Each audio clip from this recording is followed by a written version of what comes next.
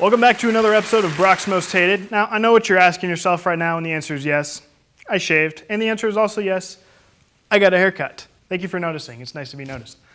On this week's episode, we're going to take a look back at this past NFL season and count down the 5 storylines that really just, punted my football, if you'll excuse the analogy. We begin at number 5 with 2 teams that I really want to cheer for, but they always end up letting me down, and they let their fan bases down, and it's not fun. The Chargers and the Raiders. 2 of the NFL's most storied teams, and 2 of the most inconsistent teams lately. The Raiders were in the Super Bowl not very long ago, and the Chargers have come so close. They've been in like 3 AFC title games. But both tend to choke in crunch time. It's really just sad. They've turned into the Cubs of the NFL, and that's not a good compliment. But hey, on the bright side, they do have the coolest jerseys in the league. I mean, look at those things. Powder blue and silver and black. Mwah, beautiful. So number 4 is the Peyton Manning situation.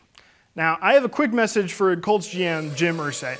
Dear Jim, Peyton is one of the greatest quarterbacks to ever play the game, and he is the main reason that the Colts are as respected as they are. You need to keep him and let him work with Andrew Luck for a couple years. You see what it did for Aaron Rodgers? Exactly. Now, number 3 is a 2-14 team, the St. Louis Rams. Anyone who really knows me knows that I'm a big Rams fan, but lately it's been difficult to cheer for them since they've been this bad. Ever since the greatest show on turf in the early 2000s, the Rams have gone downhill. Hopefully Jeff Fisher and my awesome draft knowledge will change that. So here's what you have to do, Rams. Trade the second pick and get more picks. You need to take Morris Claiborne, the LSU corner, and then you need to draft Michael Floyd from Notre Dame, the wide receiver, later in the first round. And boom! 2 guys at key spots. Then you just kind of need to dump Sam Bradford before he breaks something else. Now number two is this. It was Evans this time. What a throw by Flacco, gets it in there. It's 32 yards to tie it. And the kick, look out, it's no good. I mean, I really like the Ravens, and I do not like the Patriots. So that really dug deep for me. Okay, well, my number 1 is something that I refuse to get too into. Otherwise, I'm going to start cursing and throwing and hitting things and freaking out. And nobody wants to see me freak out. Tim Tebow and this Tebow mania thing is a scar on the NFL.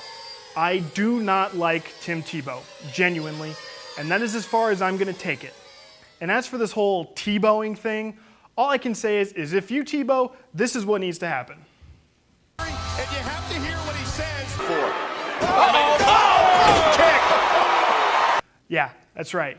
If you Tebow, a giant white Irish guy needs to show up and bro kick you in the face. Okay, that's it. End of line.